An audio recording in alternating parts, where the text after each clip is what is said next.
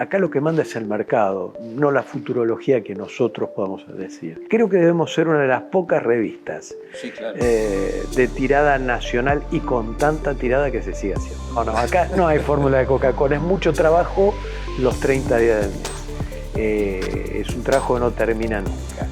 Y el servicio es estar en el día a día atendiendo la necesidad del cliente en tiempo real. Nuestros clientes corporativos, que eran compañías de seguro, por ejemplo, le mandábamos los disquetes en moto. El cliente argentino quiere ir a la concesionaria, quiere tocar el auto, quiere tener claro si tiene que esperar, cuánto tiempo, de qué manera. Una de las publicaciones más importantes del mercado automotor cumple 30 años.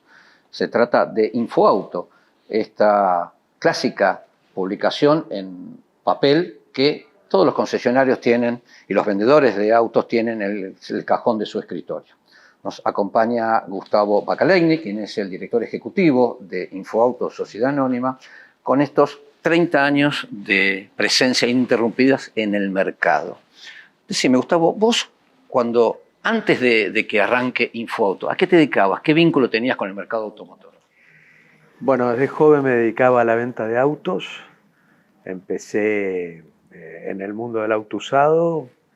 Después, con el transcurrir de los años, entré a las concesionarias oficiales, desempeñé distintos cargos hasta el año 96 que empezamos con Infoauto. ¿Y cómo empezó la revista? ¿Cómo empezó la revista? ¿A quién se le ocurrió? ¿Cómo surge la idea? La idea fue de Enrique Videla, mi socio. Nos conocimos ocasionalmente en la vida, él se dedicaba al mundo de los sistemas, me comenta que estaba atrás de un proyecto, me invita a participar del proyecto y esto así arrancó. Empezó como una idea que la empezamos a llevar a papel, a desarrollarla como un servicio para compañías de seguro. Pensado así arrancó, primero hacia compañía de seguro. Exclusivamente para compañías de seguro. Nunca pensamos en ninguna otra cosa que en dar servicio a las compañías de seguro, que eran las que en ese momento necesitaban ordenar un poco sus bases de datos. Claro, porque recordemos que en ese momento el mercado era de usados básicamente, porque el de 0 kilómetros, los precios oficiales de las compañías, de las marcas, pero el de usados era un mercado atomizado, un mercado donde había referencias, ¿no es cierto? Sobre todo para asegurar un vehículo. Estamos hablando en esa época, las compañías de seguros se basaban en un servicio que no era muy práctico, que inclusive te llevaba mucho al error. Quizás un auto estaba cargado 4 veces con precios distintos y de distintas maneras, claro. Entonces era muy difícil manejar la tabla en esa época. Nosotros venimos a tratar de meternos en ese nicho. De sistematizar, digamos, ¿no? De ordenar. Sí. Tratar de convencerlo que necesitaban cambiar los sistemas. Tuvimos muy buena recepción en ese momento. Empezamos con las compañías más grandes. Porque, claro, ¿cómo era el mercado en ese momento? Porque ahí hay una apertura argentina. En el mercado estábamos transitando el gobierno de Menem. El mercado muy abierto, muchas importaciones, un mercado muy difícil de manejar, con muchas marcas, muy similar al de ahora, que tenemos el advenimiento de mucho auto importado. Nosotros pensamos inicialmente en una tabla que abarcara los primeros 15 años de usado, más el 0 kilómetro, y eso es lo que salimos a ofrecerle a las compañías de seguro. Tuvimos muy buena recepción. Las compañías más grandes del momento nos compran. Estamos hablando los años de la segunda mitad de los 90, la globalización. Había muchas compañías de seguro en ese momento, por eso se nos ocurrió. Pero bueno, ¿y cómo lo ampliaron? ¿A dónde fueron? Una cosa va llevando a la otra. En realidad nosotros nunca pensamos en girar hacia el mercado automotor. No queríamos salir porque eso implicaba un trabajo que en ese momento no estábamos en condiciones de hacer. Éramos emprendedores, una empresa muy chica, habíamos arrancado 2 personas, meses después ya éramos 4, se incorpora el que hoy es nuestro gerente comercial, que hace 30 años que trabaja con nosotros, teníamos una secretaria y ese era todo el plantel de Infoauto, para hacer absolutamente todo. Luego, a pedido de las compañías de seguro, viene la idea de acompañar con un soporte papel que en realidad no teníamos idea que nos estaban pidiendo en ese momento. Y lo que querían era una revista que pudiera tener tirada nacional, distribución nacional, lo cual también era otro desafío. No teníamos idea ni cómo hacer una revista ni cómo distribuirla. ¿Cuánto tiempo pasa desde el primer número hasta que la revista empieza a distribuirse de manera federal? Bueno, tuvimos bastantes tropiezos en ese momento para distribuirla. A nivel federal había un sistema de distribución tradicional que era el que usaban todas las editoriales. Nosotros estábamos... El famoso distribuidor. Exactamente. Nosotros estábamos muy lejos de ser una editorial, estábamos saliendo con un título, viendo cuál iba a ser la recepción. De él no teníamos idea si esto realmente se iba a vender o no. Con lo cual empezamos con lo que es la distribución tradicional, con lo cual no fue muy mal. Porque no podíamos hacer ni las cantidades que ellos nos pedían, ni en ese momento vos le entregabas y algún día cobraba. No, además el control general del negocio y de la publicación cuando iba al interior, ¿no es cierto? Nunca pasaba por tus manos, con lo cual a los 3 meses decidimos que esto no lo podíamos sostener, empezamos a tratar de venderla por suscripción, nos fue muy bien, la gente se suscribía desde todo el país. Estamos hablando de suscriptores, ¿quiénes eran esos suscriptores? Concesionarias. O sea, las compañías de seguro pasaron luego a ampliarse a las concesionarias interesadas en el producto. Sí, y agencias multimarca de todo el país, con lo cual empezamos a distribuir la revista mediante correo argentino y OCA en su momento a todo el país. Ahí es donde se arma esta idea y esta acción de Infoauto en el cajón. Infoauto en el cajón. A cotizar mi auto, a ver un momento. Infoauto, ¿no? Abre el cajón, saca la revista y mira. En el escritorio de todo el mundo. Bueno, después empezamos a armar nuestra red de distribución en todo el interior del país, con lo cual pasamos a tener distribuidores propios que manejaban provincias, después se fue atomizando más, ya se manejaban ciudades, ya teníamos distribuidores en distintas partes del país. Fuimos creciendo, después llegamos a los kioscos de todo el país y así es como que te podría decir 7, 8 años después del lanzamiento de la revista vos la encontrabas realmente de Ushuaia a La Quiaca en los kioscos de todo el país. Decime, ¿y cómo crees, cuál fue la clave y cómo lograron la confianza de los usuarios de la publicación? O sea, tanto las compañías de seguro como las concesionarias diciendo, bueno, ¿es confiable esta información que me da Infoauto? ¿Cómo lograron eso? Esto, y acá le debemos mucho a las compañías de seguro. Cuando vos ibas a asegurar tu auto, la referencia de precio era la nuestra. Ahí empieza a sonar nuestro nombre. O cuando te robaban un auto y había que pagar un siniestro, se pagaba por lo que decía Infoauto. Ahí empieza a sonar mucho nuestro nombre. Esa es la primera referencia importante que a nosotros nos instala en el mercado. En el mercado y con un viso de seriedad, podríamos decir. Después los concesionarios empiezan a tomar sus usados también por los valores que nosotros decíamos, por supuesto con los deméritos correspondientes a cada zona, a cada época y el tipo de auto que estaban tomando, y así es como realmente nos empezamos a instalar. Luego avanzamos hacia otros rubros que tampoco pensábamos que íbamos a llegar. Pero, por ejemplo, camiones o motos, por ejemplo. No. Cuando decimos a otros rubros empezamos a trabajar también con bancos y con financieras. O sea que los coches que se financiaban también tomaban como referencia nuestros valores. Para los créditos. Exactamente.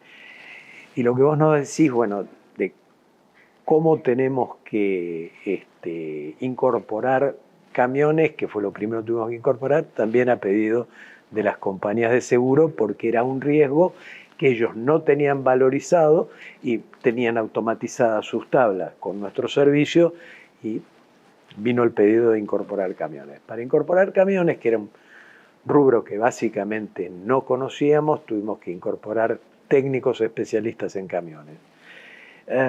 Y así es como pudimos también cubrir ese riesgo y años después vino el pedido de las motos porque era un mercado muy importante. Porque empezó a crecer las motos, claro, muchísimo. El mercado de las motos y también querían que se automatice eso, con lo cual, bueno, empezamos a cubrirlas con 12 años y bueno, hoy también está en el rango de los 30 años.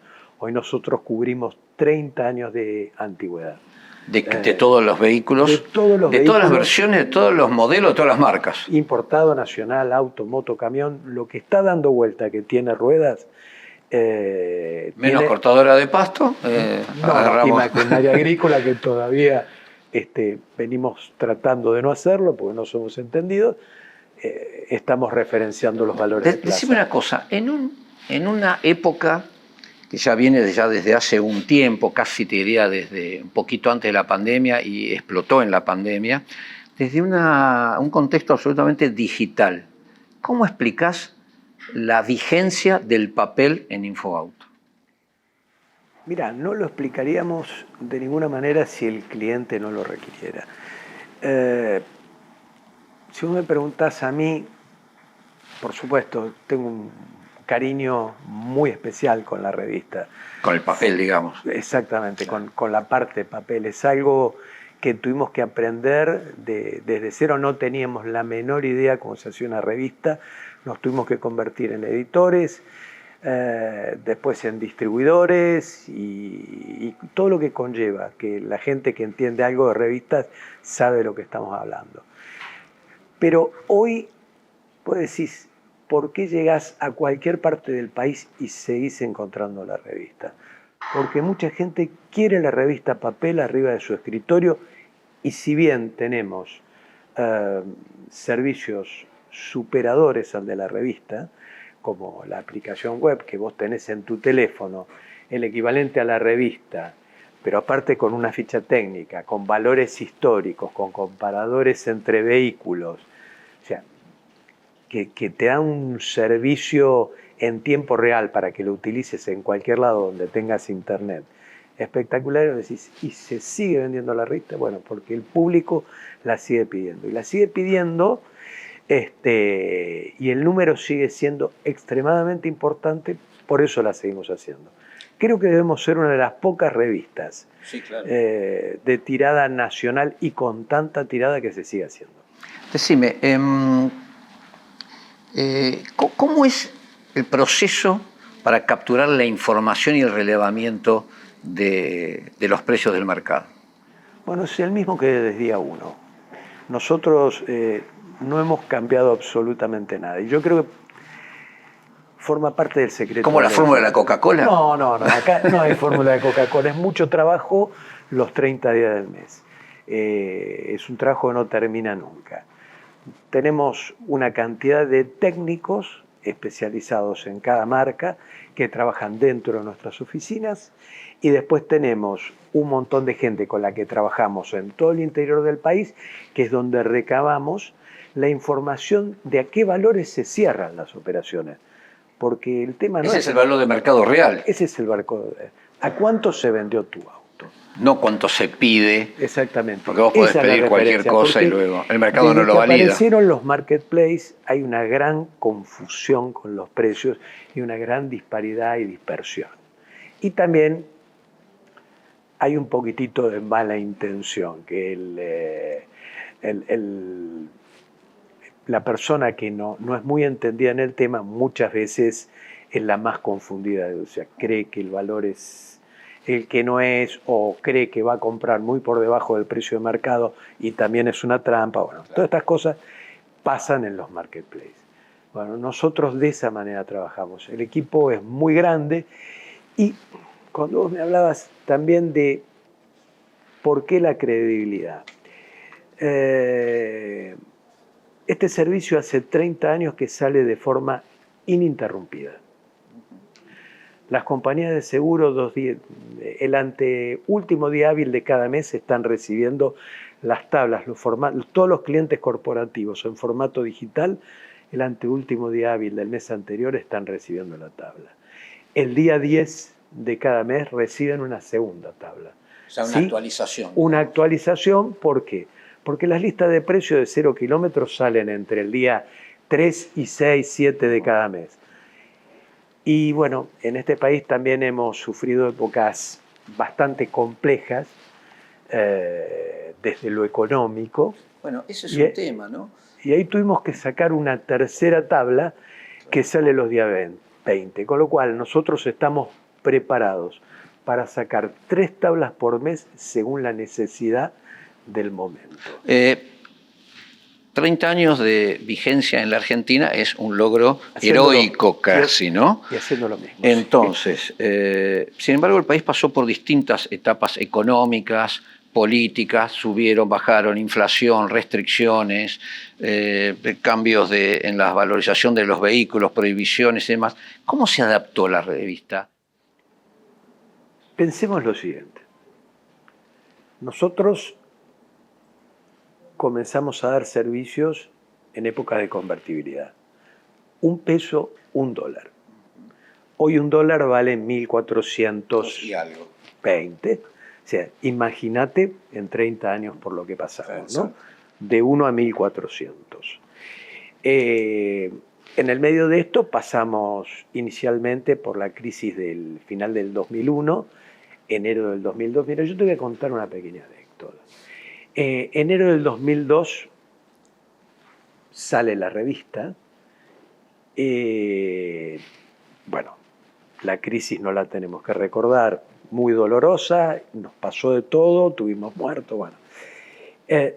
Me quedé con todas las revistas, no vendimos una sola. Y había que recomponerse, estamos hablando en ese momento, la empresa no tenía tantos años de vida, había que salir en febrero con la revista. En febrero nadie te vendía el papel si no le dabas los dólares. Claro, por anticipado. Sí, bueno, había corralito, no teníamos los dólares. Con lo cual hemos pasado por montones de situaciones dificilísimas. No fue la única ni la última crisis. Tuvimos una crisis después Por suerte, después empezamos a salir 2003, 2004, 2005, pero volvimos a tener una crisis en el 2008. Volvemos a tener una crisis en el 2009. En el 2013 parecía que tocábamos el cielo con las manos. Vendimos 960.000 autos. Y nos fue, yo creo que el derrame nos alcanzó a todos, nos fue bárbaro. Pero en el 2014 la cosa cambió rotundamente. Después, comenzaron los impuestos a aplicarse, por ejemplo, a los vehículos 0 kilómetros. También recuerdo en un momento, año 2018, en marzo el dólar costaba 16 pesos, en julio costaba casi 35 o 36. Imagínate cómo el mercado asimila todos estos cambios y cómo vos tenés que transmitir todos estos cambios que se van dando y casi en tiempo real. Claro, exactamente, casi online, digamos. Y no terminaron ahí las crisis, pues siguieron, ¿no? Sí, claro. Hasta el presente tuvimos varias más. Con lo cual, entonces, ¿cuál fue la clave de la adaptación y de que la revista, la editorial, haya logrado surfear todas esas olas de crisis? En primer lugar, la gente con la que trabajamos. Nosotros trabajamos con gente que está con nosotros hace muchísimos años. El motor principal de esta empresa es la gente que trabaja con nosotros. Como punto de partida. O sea, nosotros tenemos un equipo de trabajo que, por supuesto, cuando vos tenés que sacar una revista o tenés que entregar información, no importan las huelgas, los paros, los feriados, las vacaciones, nos adaptamos a los tiempos de trabajo. Y eso ha pasado durante 30 años. Por otro lado, esta empresa está formada por gente que viene del mercado automotor, que ha vivido del mercado automotor toda la vida, que lo entiende y se anticipa básicamente a los movimientos, porque venimos de hacer esto, y con gente de la otra mitad de la sociedad, gente de sistema. Si bien hoy mi socio Enrique, que arranca conmigo, ya se ha retirado, bueno, están sus hijos conmigo, que son los que manejan todo el departamento de sistemas y son los creadores de nuestros sistemas. Hoy la clave está en el sistema. Por supuesto, el sistema de InfoAuto que ha ido ayornándose según la época y según la necesidad y según los pedidos de nuestros clientes, ¿no? Porque acá vos lo que vendés son servicios, no es otra cosa. Y el servicio es estar en el día a día atendiendo la necesidad del cliente en tiempo real. Esta fue la primera edición de InfoAuto. Este fue el número 1 con el cual salió a la calle. Toma, tenela. ¿Qué reflexión te merece 30 años después cómo salió esa revista y cómo estás ahora?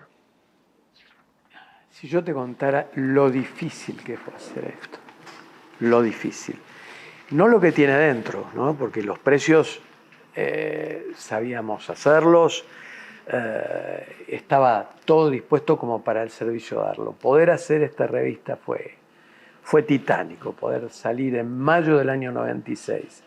Vos pensás que nosotros lanzamos el servicio en abril, las compañías lo empiezan a recibir en abril, y en mayo poder haber sacado esto a la calle fue titánico. Yo te diría que acá no se durmió, no sabíamos lo que era tener un diseñador para que diseñe la revista, un diagramador para que te diagrame las grillas. De hecho, el que hizo la primera grilla, Gabriel Martínez, sigue trabajando hoy con nosotros, 30 años después.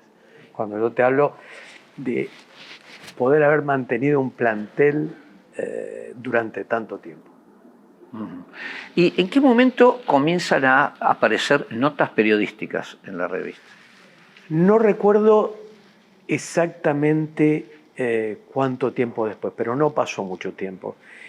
Cuando nos empezamos a convertir en referentes del mundo automotor, por decirlo de alguna manera, las terminales, que eran los que nos brindaban la información de precios de 0 kilómetros, nos empiezan a invitar a todos los eventos de lanzamiento.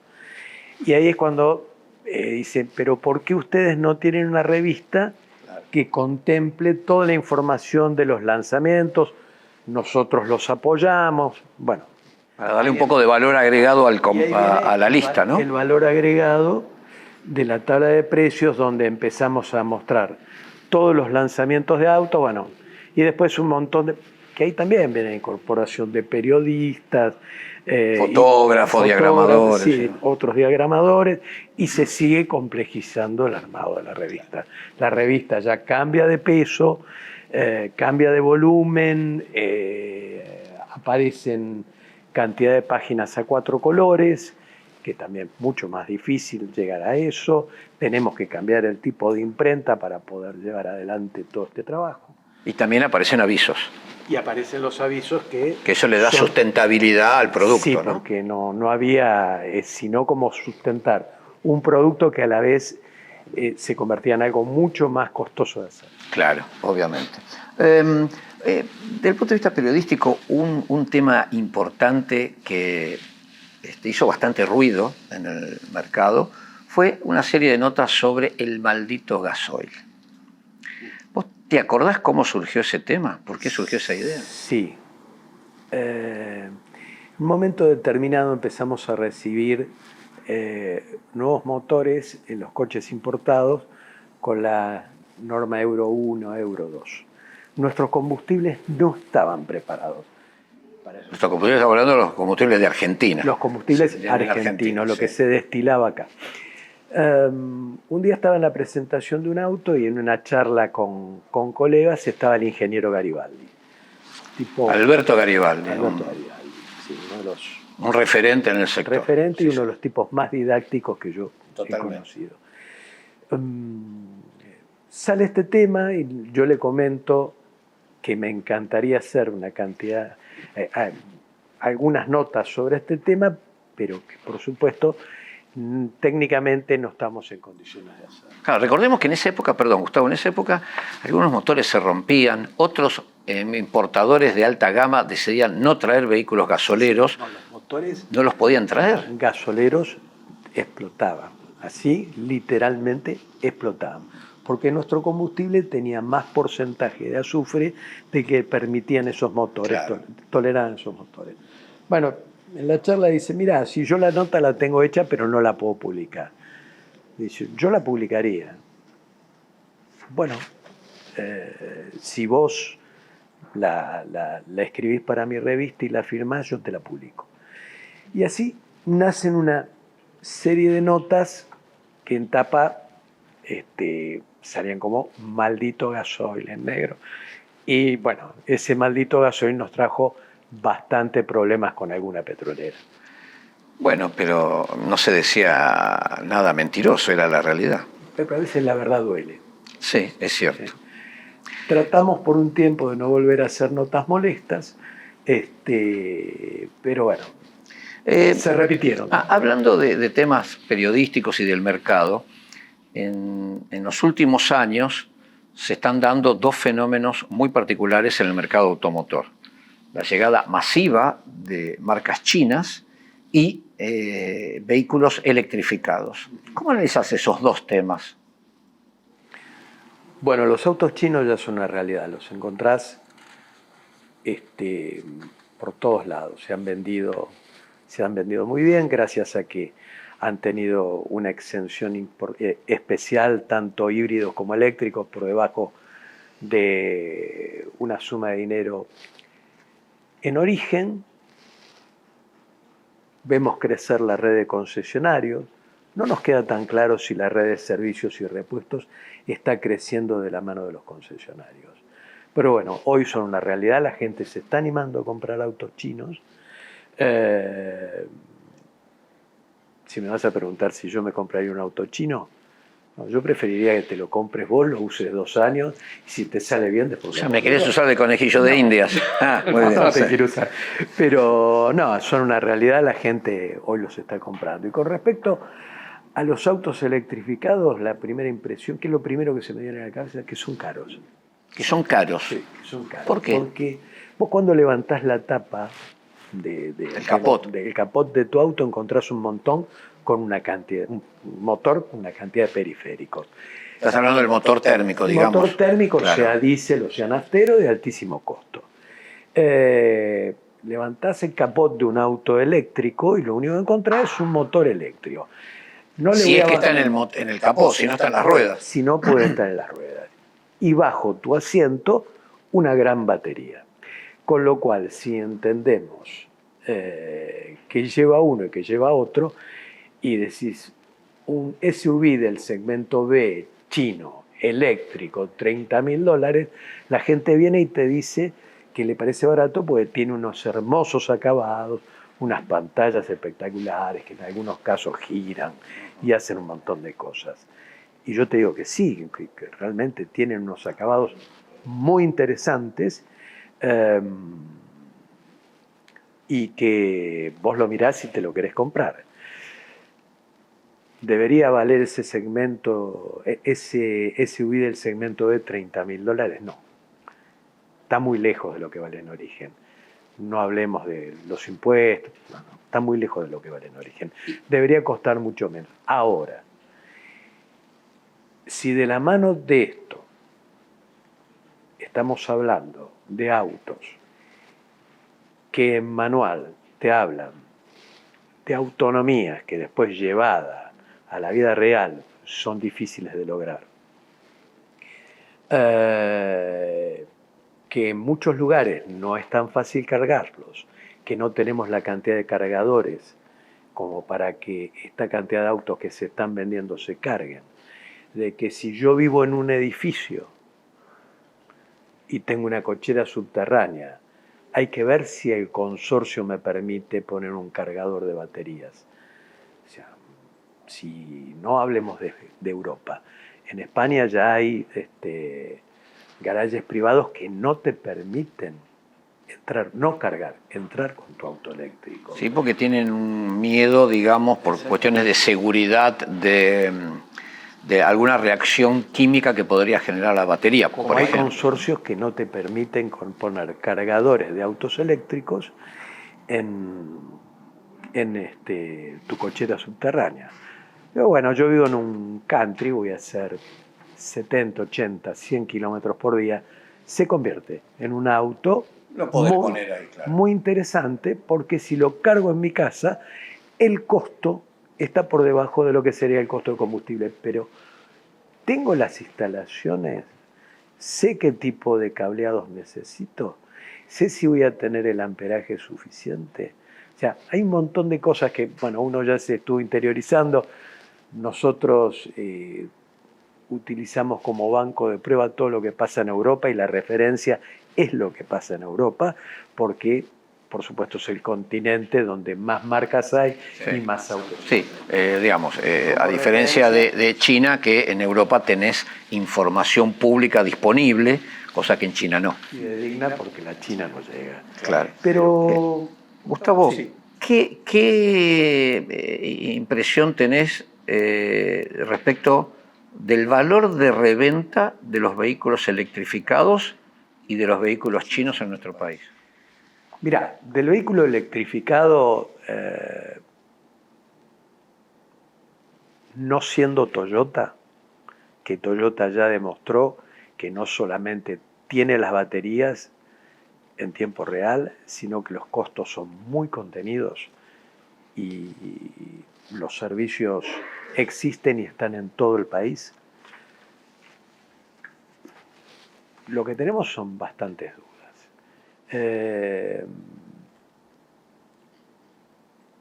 Hoy en Europa, la batería de un auto, y no estigmaticemos, no digamos chino, una batería promedio cuesta $8.000 euros. Y entre 300 y 1.000 euros el servicio de recambio. Cuando una batería está por debajo del 80%, quizás haces 30, 50 kilómetros con la batería.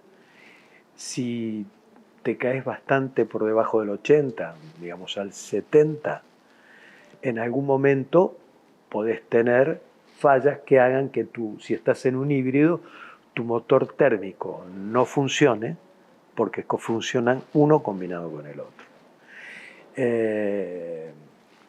Si vamos a la garantía de estas baterías, yo leí algún manual donde decía que para que la garantía funcione, la batería tiene que tener un perfecto estado de mantenimiento y servicios oficiales. ¿Cómo sería el perfecto estado de mantenimiento? Una batería que está por debajo de tu asiento, la cual no accedes y está sellada. Está totalmente cerrada, hermética. Yo quiero creer que no hay letra chica y que bueno, y que esto es así, y que si tengo problemas con la batería me la van a cambiar. ¿Y esto vos crees que va a influir de qué manera en el valor de reventa de estos vehículos una vez que dejen las manos del primer comprador? Va a ser muy difícil vender un vehículo eléctrico. No hablemos del híbrido, el híbrido es otra cosa. Un vehículo eléctrico después de 3, 4 años de uso, el valor de reventa va a estar muy penalizado. ¿Y los autos chinos? No me hagas ganar enemigos, que no necesito, pero el mercado lo dirá, esto es dinámico, porque quizás generan un shock de confianza. Tenemos en todas las provincias buenos servicios, tenemos los repuestos, y entonces acá lo que manda es el mercado, no la futurología que nosotros podamos decir o hacer. Sí, el coche que es netamente eléctrico va a estar penalizado, porque la espada de Damocles es el recambio de batería, no sé en cuánto tiempo. Claro.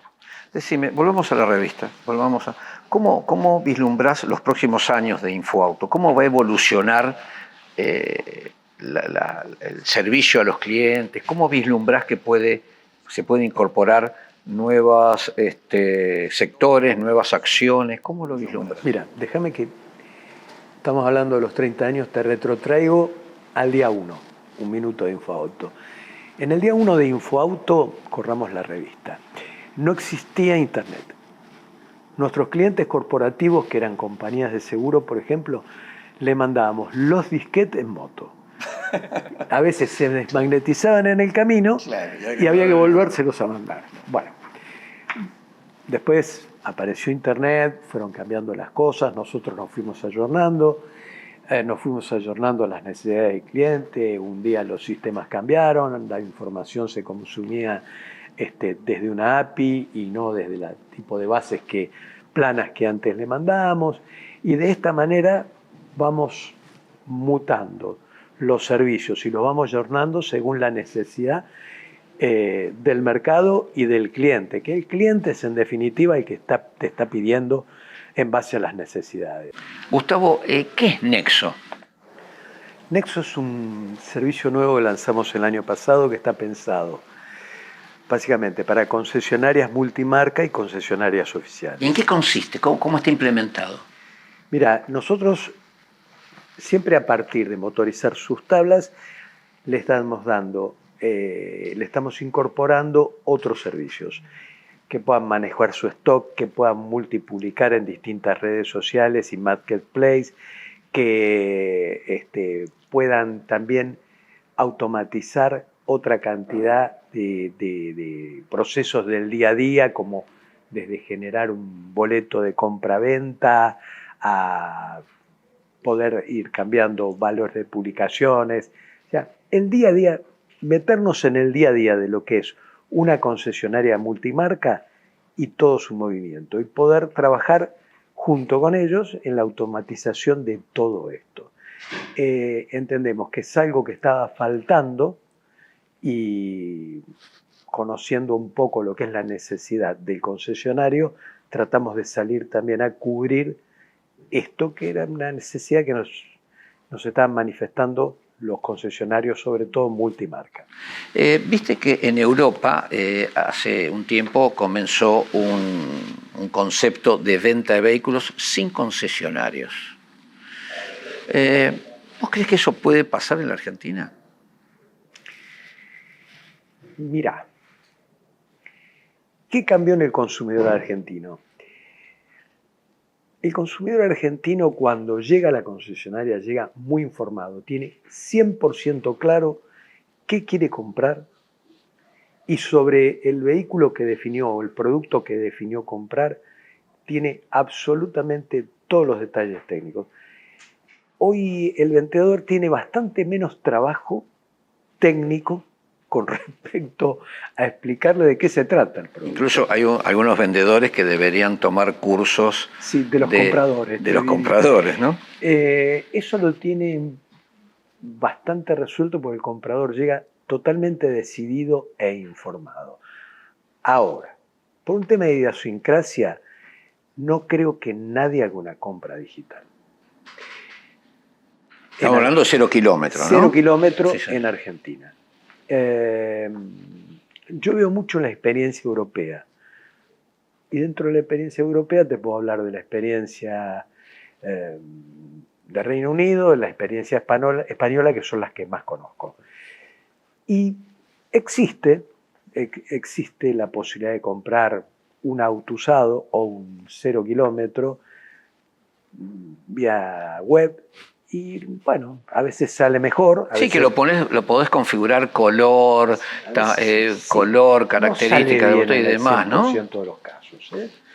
Es como que el auto hay que tocarlo, hay que verlo, hay que escucharlo, hay que sentirlo de alguna manera, ¿no? Sí. Porque y el auto hay que tener claro que te lo van a entregar también. Porque hoy, claro. Y de qué manera cerrás el negocio. No es tan fácil. El cliente argentino quiere ir a la concesionaria, quiere tocar el auto, quiere tener claro si tiene que esperar, cuánto tiempo, de qué manera. Cuando hablamos de una financiación, quiere tener en claro los términos y condiciones. Los términos y condiciones, que a veces no es simplemente si te hago 24 cuotas a tasa cero. Sí. No es tan así la cosa. Porque a pesar de que en los últimos años el concepto de acceso al vehículo, a un auto sobre todo, se ha racionalizado bastante, no deja de perder pasión, porque los vehículos generan pasión, ¿no? Nosotros en esta empresa decimos que Los vehículos transmiten sensaciones y hay que abrir la puerta, hay que sentarse, hay que probárselo al auto para saber si definitivamente... Como un saco, un sí, traje, claro, ¿no? claro que sí. No es solamente el transporte que te lleva del punto A al punto B y te trae de vuelta.